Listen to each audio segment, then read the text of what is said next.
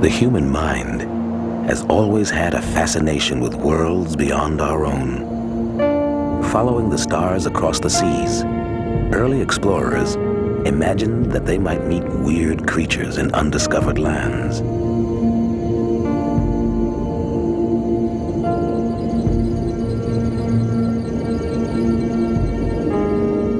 They never guessed that under their keels, drifting in the same currents that carried their ships, were life forms far stranger than anything they could imagine. It's a world where the forces of pressure and darkness have given rise to creatures as different as on another planet.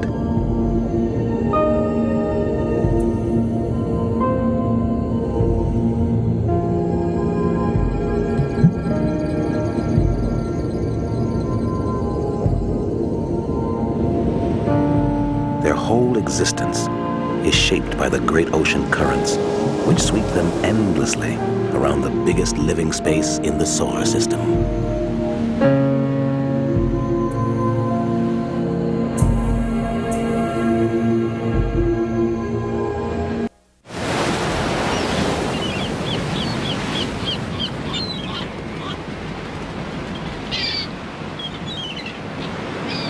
At the edge of this alien world, here in Florida, one ocean drifter comes from the beach itself.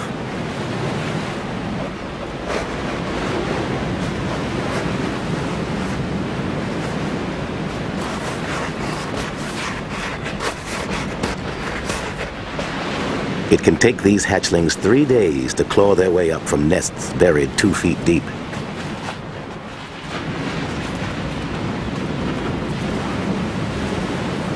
They may look like land animals now, but sea turtles have evolved for 80 million years to be riders of the ocean currents.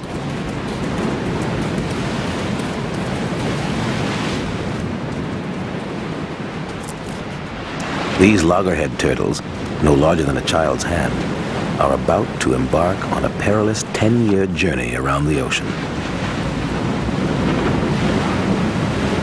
As they head down the beach, they're already reading the Earth's magnetic field with their internal compass. Only one hatchling in 1,000 will survive to adulthood and ride the currents back to this beach to breed. It's among the most extraordinary odysseys in nature.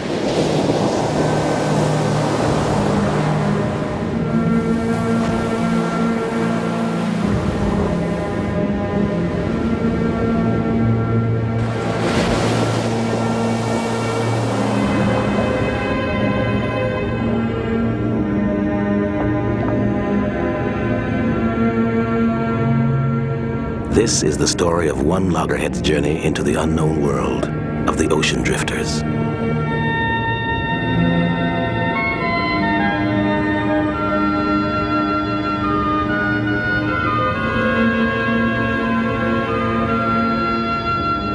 Like a wind-up toy, the hatchling swims relentlessly out into the ocean.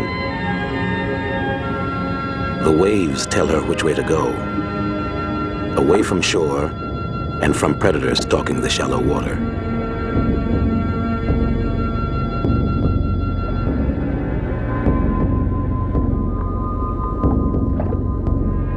Danger causes her to tuck in her limbs, disguising herself as floating debris.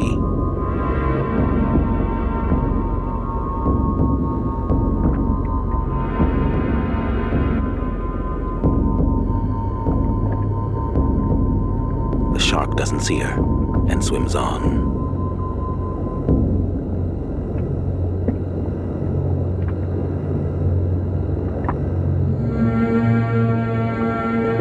As she heads towards the safety of deep water, the hatchling joins a rich tide of other marine creatures.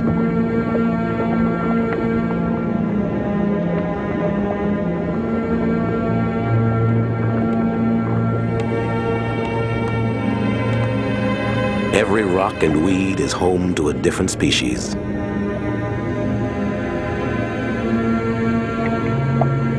Coastal waters are the fertile breeding ground for the oceans.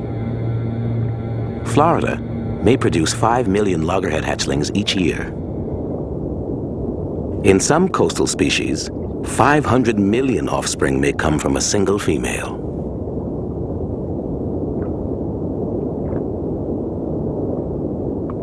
The eggs of this sea urchin and the smoky clouds of sperm from a nearby male swirl together in a fertility dance on the ocean floor.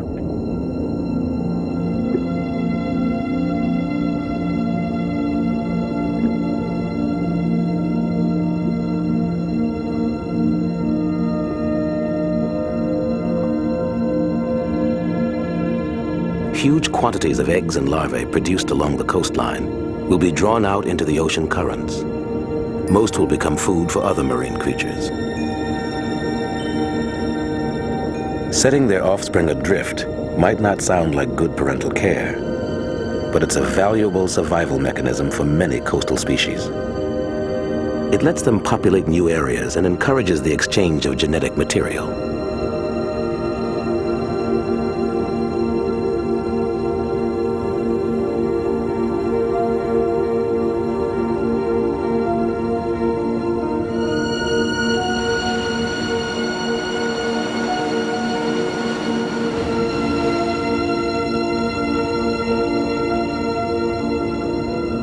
All through the night, instinct drives the loggerhead to push on. The outpouring of new life on the continental shelf below her is just as persistent.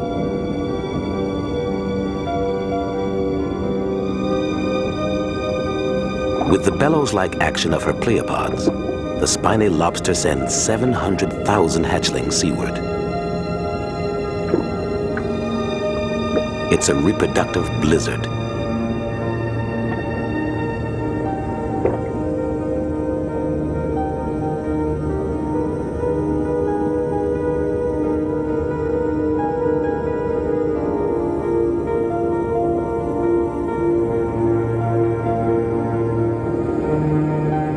The lobster's larvae have evolved a flattened shape.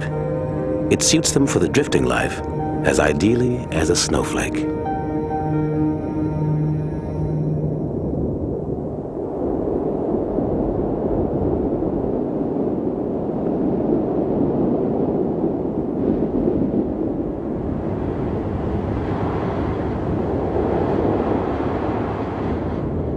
After 36 hours of swimming, the hatchling is growing tired. In the clear water 30 miles off the Florida coast, she reaches the edge of the Gulf Stream and finds shelter in the drift lines of sargassum weed.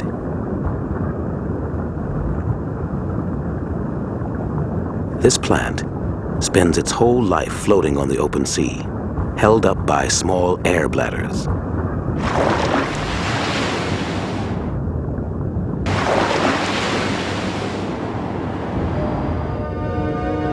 The sargassum provides a haven in the vast, featureless world.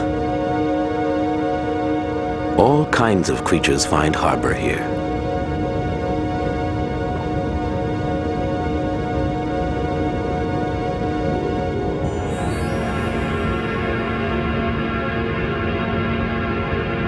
For the first time in her life, the loggerhead can rest.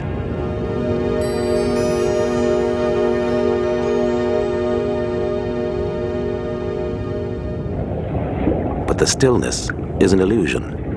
The winds have piled up the sargassum weed in drift lines along the edge of one of the most powerful currents in the world. Just beyond, the Gulf Stream hurtles by. Viewed from space, the Earth is alive with clouds caught up in the rhythm of the trade winds.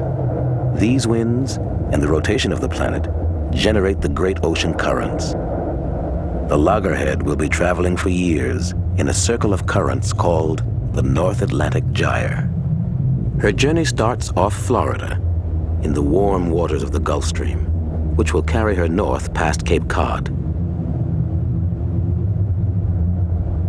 Satellite imagery is teaching us that the Gulf Stream is a wild, living carousel, spinning off side currents and stirring up a broth of marine life.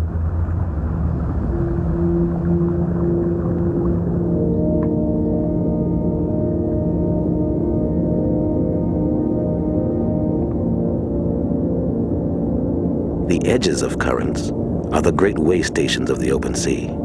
Plant and animal drifters are drawn into these fronts, one species making life possible for another. For a hungry animal, it's an oasis in an oceanic desert.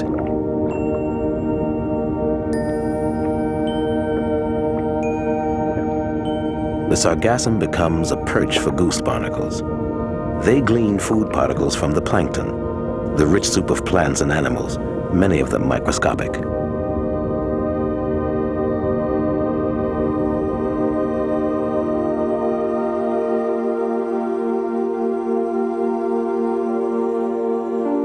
Even sluggish homebodies can be marvelously adapted for travel in the larval stage.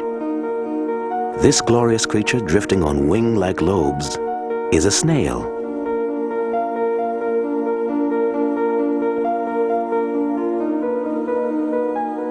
Some snail larvae use tentacle-like arms for feeding and to keep from sinking. Some may be able to remain in this stage for months until they drift to a suitable habitat. Everything is kept lightweight for easier travel. Look closely, and you can see the spiral of a transparent shell.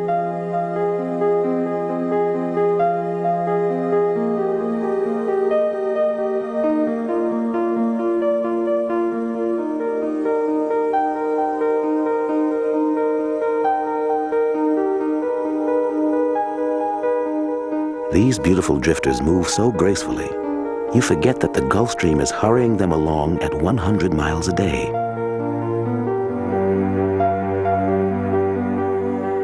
Microscopic larvae spawned in Florida could eventually settle on the shores of Africa, and the next generation may ride the currents back.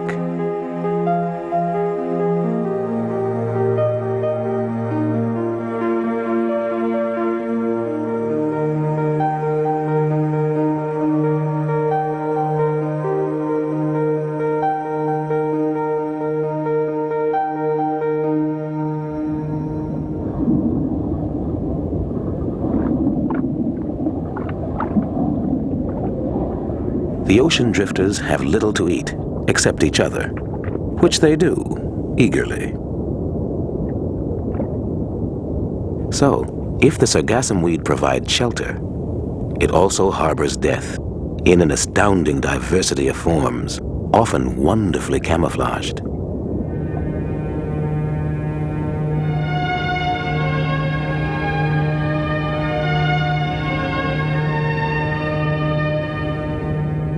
The seahorse has evolved a mild and plant-like demeanor, but it's still a predator and keenly watchful.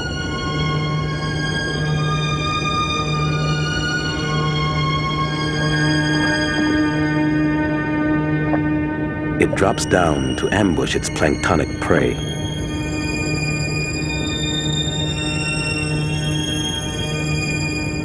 Then loops itself back into the sargassum to avoid being ambushed itself. The entire food chain is caught up in this dangerous game of deception and self-defense. Small fern-like animals known as hydroids colonize the sargassum and feed on the most minute plankton. A sea slug grazes in turn on hydroids.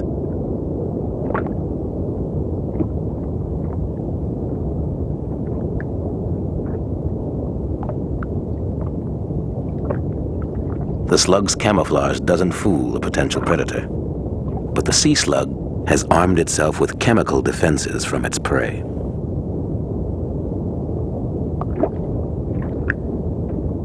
The filefish abandons the attack,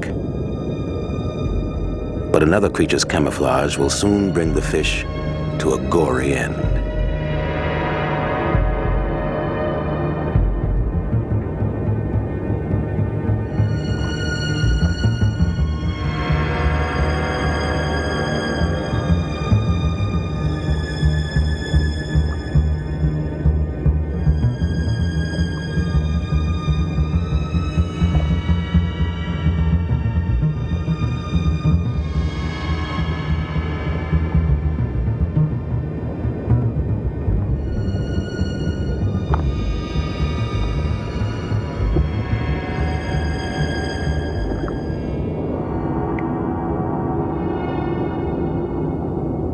The drifting weed may look innocuous, but look again.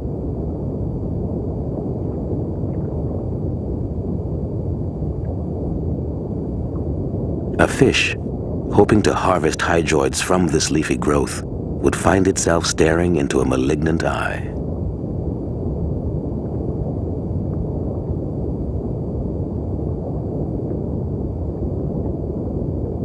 Evolution has made the 4-inch-long sargassum fish the big bad wolf of this floating world. Its extraordinary camouflage doesn't just mimic the coloration of the plant.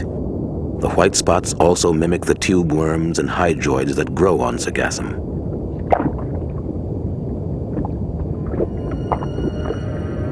Its pectoral fins have evolved into prehensile fingers, the better to creep through the foliage.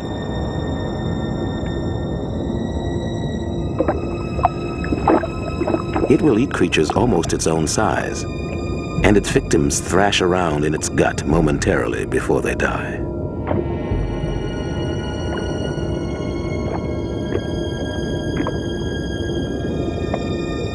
The loggerhead swims directly under this hidden peril.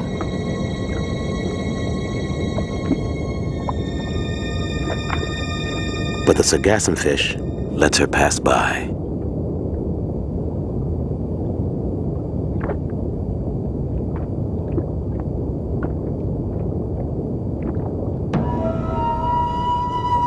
Hungry dolphinfish won't be so particular. These big, fast-moving fish can devour all life on the weed lines.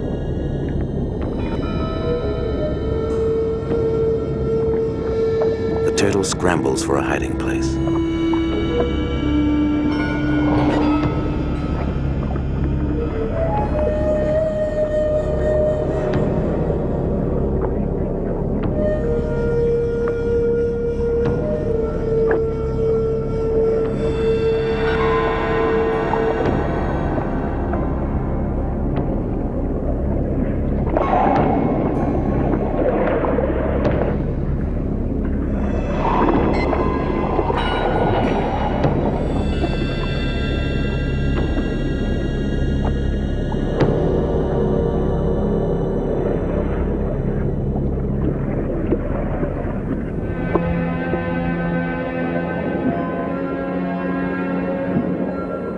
Now, the loggerhead pushes on to deeper water.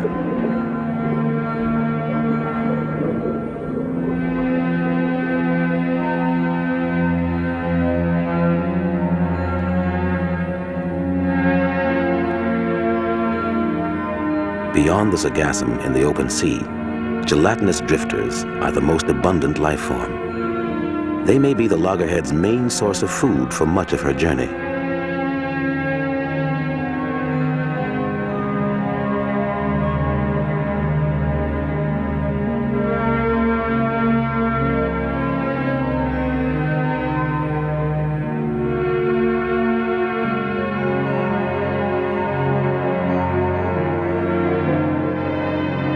A jellyfish like this may be more than 95% water, but the thin membrane of living tissue is still nutritious.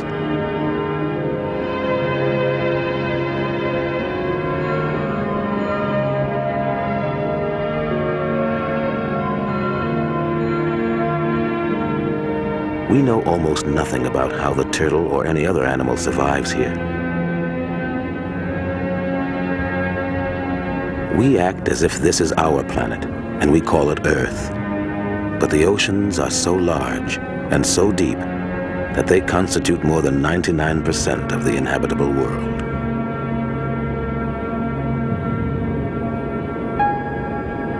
Even for oceanographers, the open sea is an alien environment, tantalizing and yet largely unexplored. Each creature in the currents has its own story to tell, its own extraordinary adaptations to life on the open sea.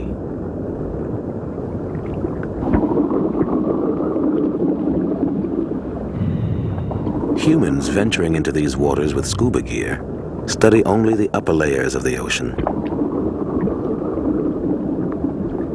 They stay tethered to a rope like astronauts walking in space, It's a 500-mile swim to shore. Richard Harbison and his colleague Larry Maiden are among the few researchers studying how these ocean drifters behave in their own environment. The air tanks limit them to 25 minutes per dive, so they get just a glimpse of how these high sea drifters really live.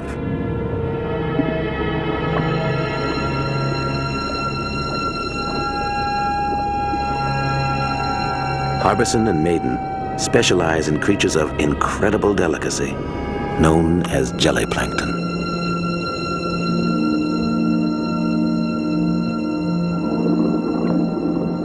This underwater world changes by the hour. Many species stay away from the brightly lit surface by day, so these researchers dive round the clock.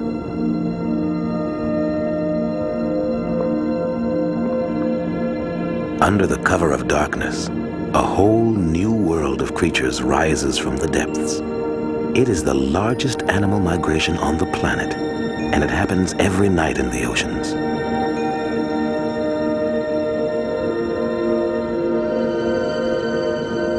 This sea snail joins a glorious host of species as they ascend to feed at the surface.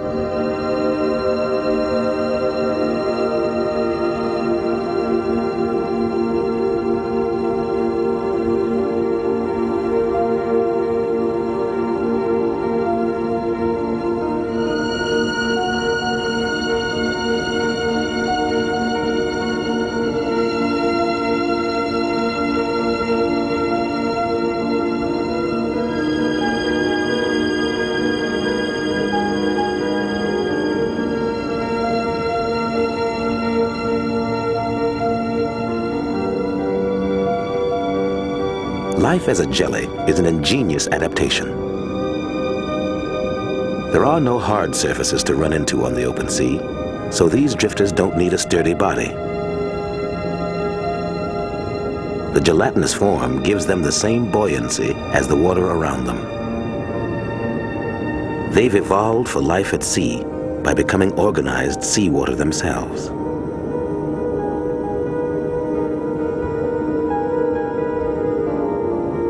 Near the surface, the smaller drifters feed on minute plant life that's been growing all day in the sun.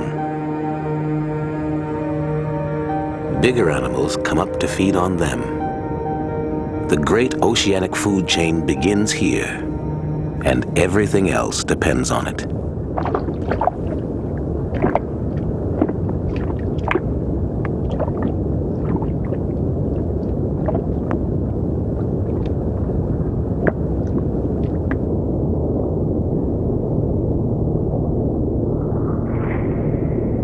This weird apparition is a killing machine for small crustaceans. The writhing arms of this comb jelly startle its victims, which flee straight into the wing-like feeding lobes at either end and become entangled.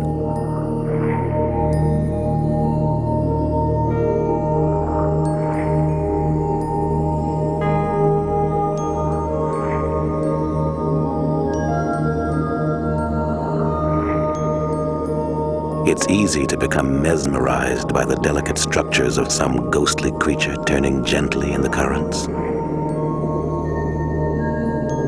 You can see the beating of the heart through the transparent shell.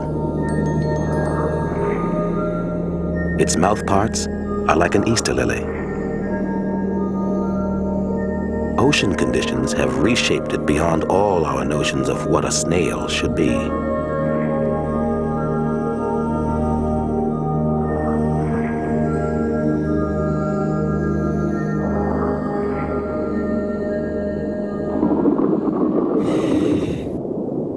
Look in another direction, and there's a salp chain grazing on small plant particles. This jelly can reproduce with extraordinary speed to take immediate advantage of a new food source. The salp sprouts new individuals like a chain of paper dolls.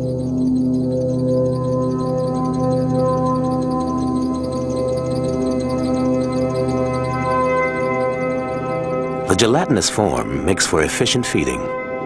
It allows this siphonophore to spin out lengthy tentacles like fishing lines. It twitches its crustacean-like lures to entice its prey.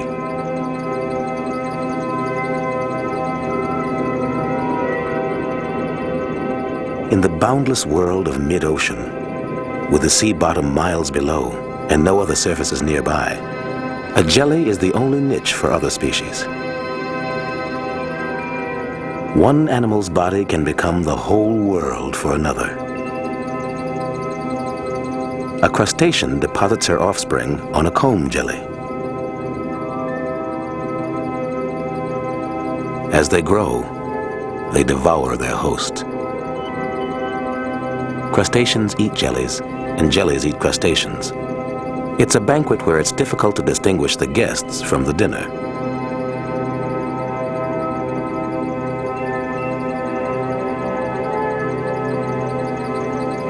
The jellies also prey on one another.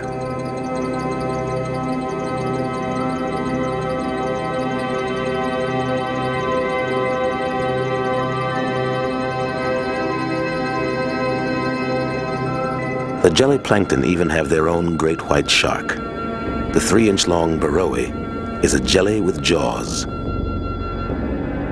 Its mouth is lined with sharp, tooth-like hooks.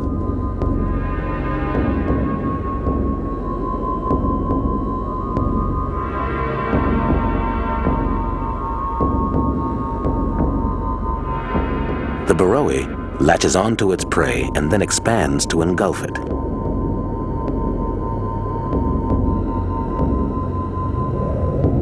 This ability to stretch is another advantage of the gelatinous form.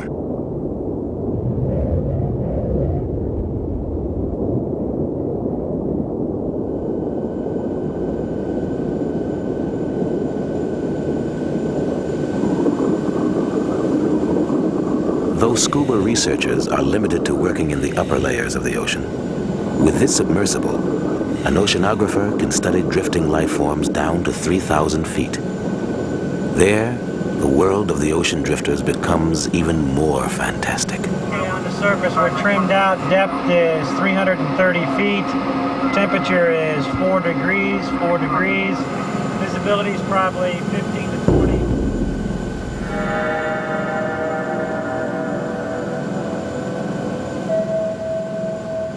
Edith Witter studies creatures living in the deep sea currents.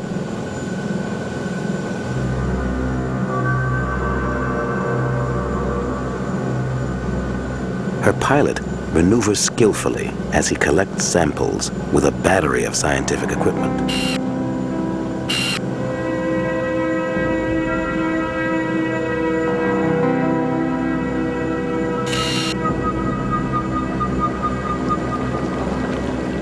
On the way down, they may be the first humans to see creatures that have drifted here for millions of years.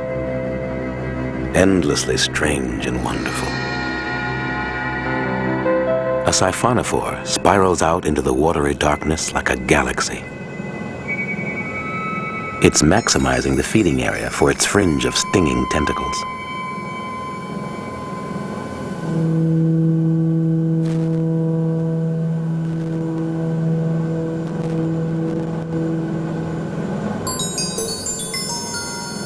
Scientists have only recently discovered this football-sized comb jelly.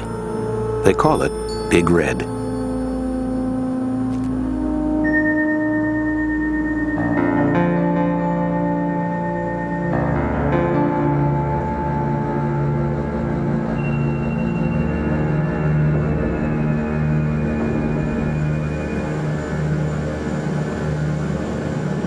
This fish isn't sick.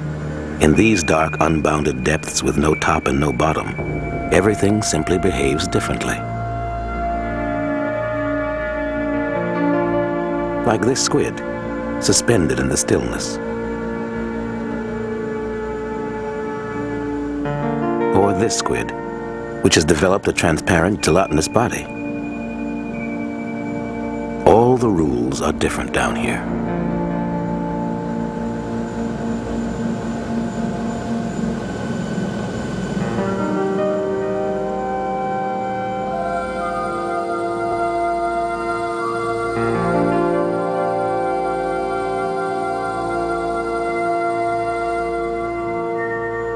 researchers freely admit that what they know about almost any of these animals is less than a paragraph.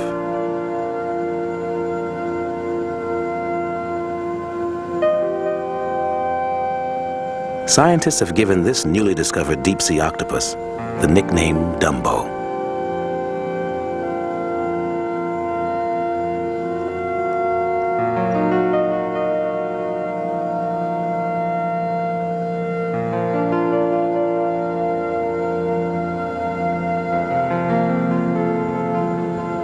Witter specializes in bioluminescence, the ability of living creatures to communicate by producing light.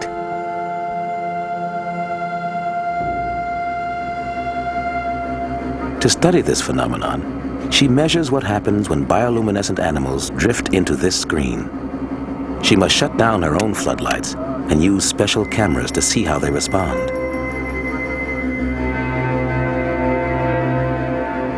The pitch blackness of deep water suddenly explodes in a fiery light show.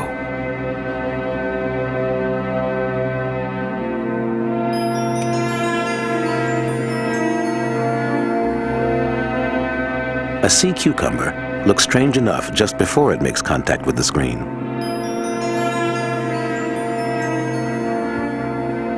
Then it turns on its own lights and rolls off unharmed.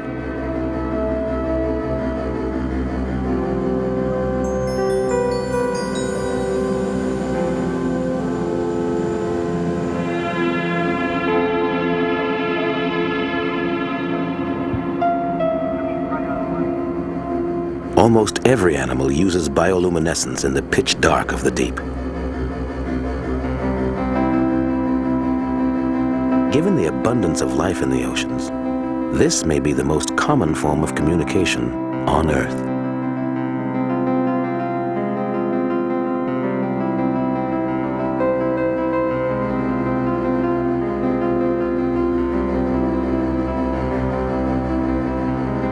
The clouds of bioluminescence can be so bright that they light up the instruments inside the submersible. If attacked, some animals try to confuse their predator with sheer incandescence, like a flashbulb in the face. Others illuminate the predator in the hope that some larger predator will come along like a cop and take it away. Some use light like a lure to draw their prey closer or to attract a mate. In this world of darkness, the language of light is so important that a moment's flickering may determine whether an animal lives or dies. But what we know about bioluminescence is limited by the difficulties of ocean research. Even the submersible stays underwater for only about 3 hours.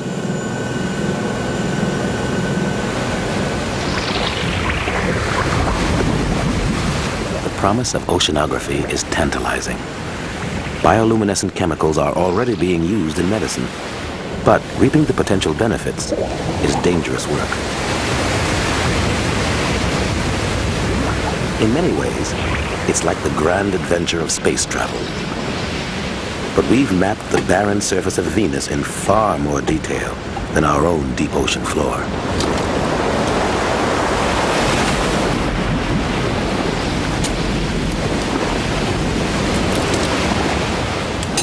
Is it worth exploring the depths of this planet? In one area the size of a small living room, deep-sea researchers recently discovered 460 new species. Who knows what secrets we have yet to discover in the oceans?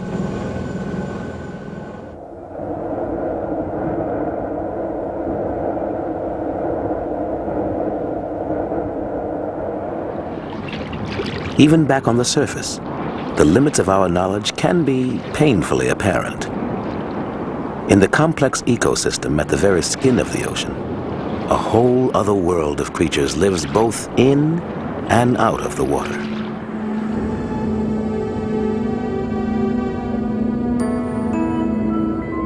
As it moves, the stinging tentacles of the Portuguese man-o-war stream out to gather food.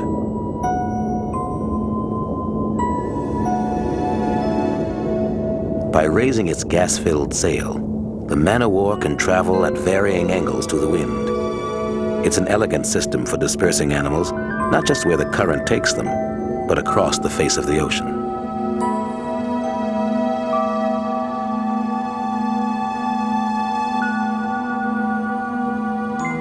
Nothing about the man-o-war is simple. It's neither an individual animal nor a colony, but something in between. Joined together under the gas bladder is a kind of cooperative assembly of stomachs, tentacles, and reproductive organs.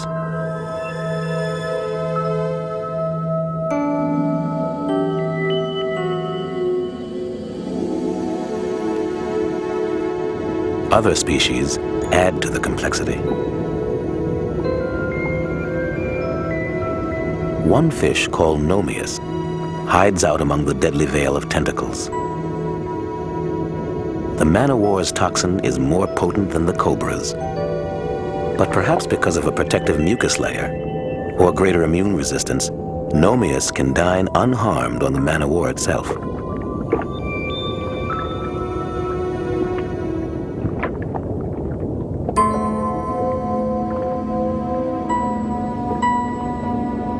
Other fish aren't so lucky. The man-o-war can stretch its tentacles out more than 50 feet, and each tentacle is studded with batteries of stinging cells.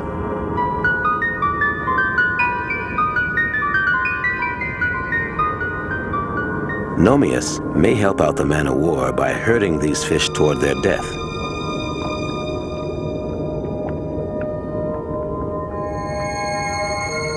Triggered by the fish, the stinging cells fire slender threads lined with barbs.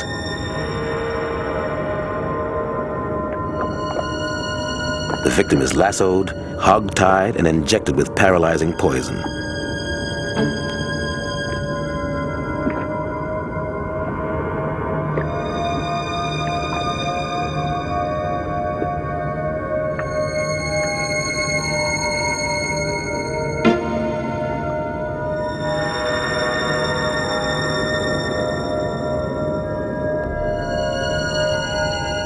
Then the digestive organs move in, like some monstrous life form. They wriggle and twist as they fasten their flexible mouths onto the victim. Gradually, they engulf the fish and dissolve its flesh.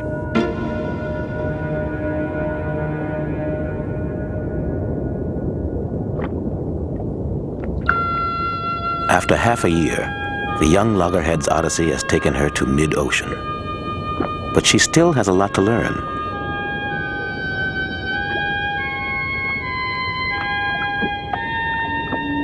All the activity around the man-o-war catches her eye. She just wants to grab a few fishy tidbits and doesn't seem to notice the nasty business overhead. For a moment, the turtle looks like a puppet on a deadly set of strings.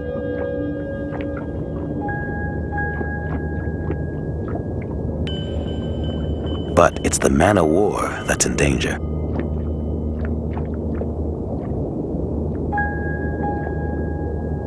The turtle turns her hungry eye on this intriguing new possibility.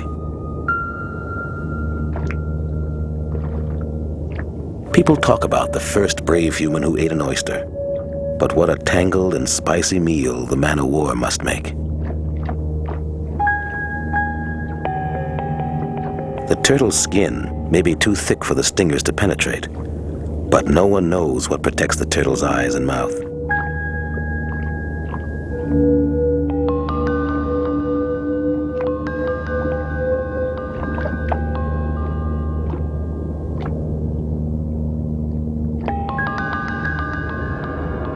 The loggerhead soon pushes on, in search of a meal that's not quite so challenging.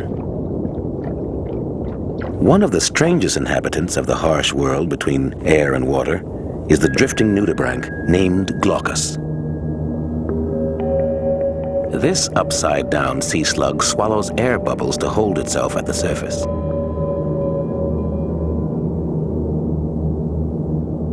With its pointy appendages, it latches onto anything it's lucky enough to bump into. But what it's really after are the deadly tentacles of the man-o-war.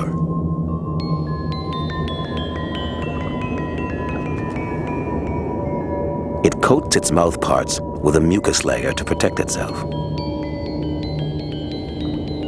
The smaller, less powerful stinging cells get digested, but the most virulent stingers remain intact. Amazingly, they pass directly to the nudibrand's extremities, and it uses them for its own defense.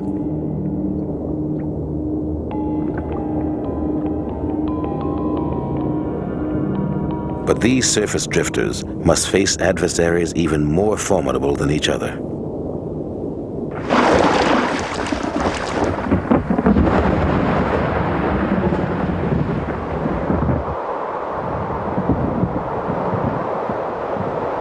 A storm is brooding up across the water. It's a reminder of how unstable life must be on the very face of the ocean. One moment, these creatures are being scorched by sun and wind, and the next, they're tumbling in storm-tossed waves.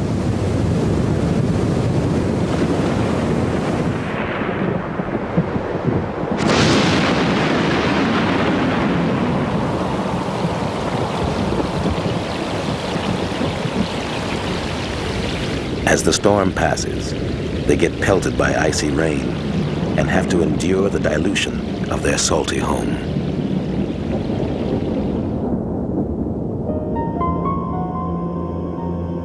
Yet the animals living in the ever-changing surface can seem so delicate.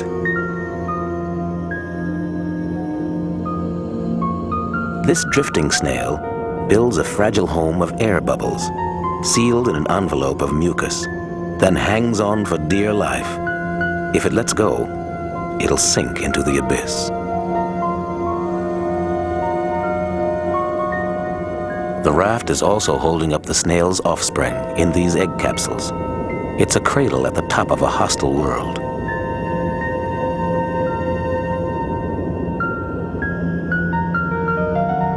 When it's done laying eggs, the snail builds a new raft for itself and cuts its 50,000 offspring adrift.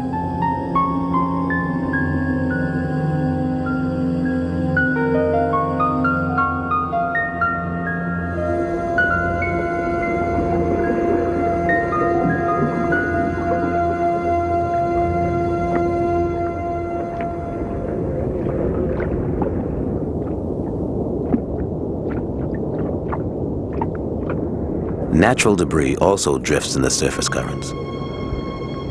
It's always been a means of dispersal for some plants. A coconut from the Caribbean may ride the Atlantic currents thousands of miles to take root on some distant shore. Fish are drawn to this kind of flotsam for shelter.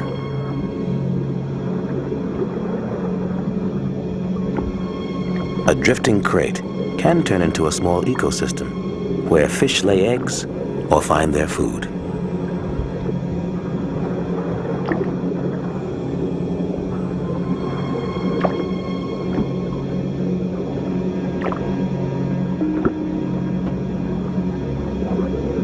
But the little things we throw away add up, and the supply of garbage begins to seem endless. One study estimated that 13 tons of trash per minute was being heaved overboard by ocean-going vessels alone. A recent treaty now regulates the practice, but it's rarely enforced.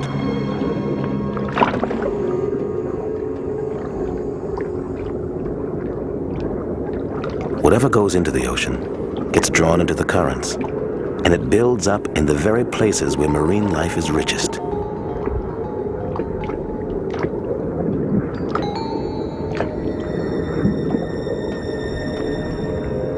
Animals encrusted on debris may rouse the loggerhead's hunger and curiosity. For her, drifting objects have always been a natural food source.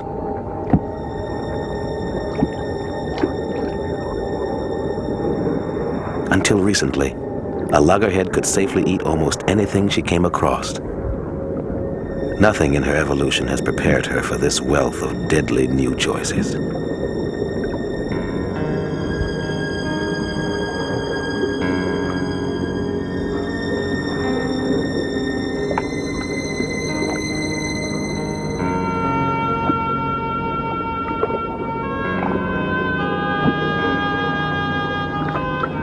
her, it makes as much sense to pick at the festive remnants of a balloon as at a man of war. Fragments like these can choke turtles to death. Plastic blocks their digestive tracts and causes starvation.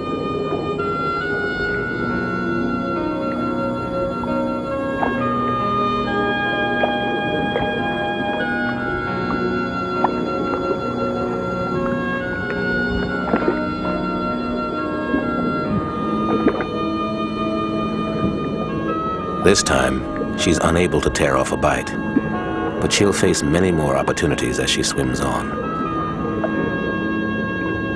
Almost every dead turtle found has plastic in its gut.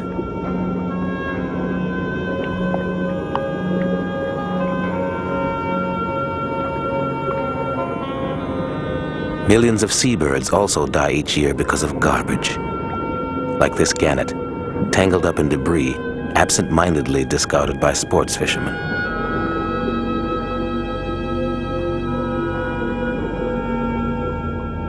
Commercial fishermen lose thousands of miles of net each year, which spread out all across the oceans like a deadly web. There may be no way for the loggerhead to learn about these new perils until it's too late.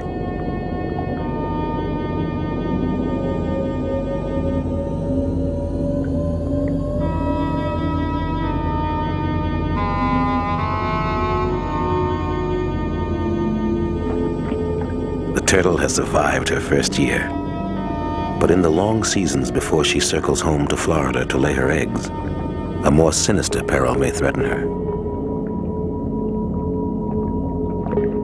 Everything out here is absorbing a swelling tide of chemical wastes. Even the plankton. Though they may seem insignificant, the life forms here are important to cloud formation. They even help regulate the global climate. These microscopic plants and animals have always struggled against enormous odds to reach maturity.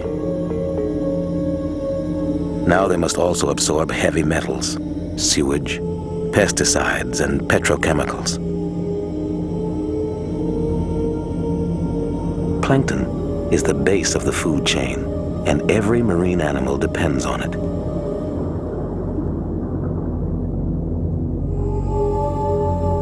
If our carelessness disrupts this vast, drifting tide of life, will it imperil the entire ocean? Will it affect the food we eat and the very air we breathe? No one has yet spent enough time traveling in the loggerhead's world to find out.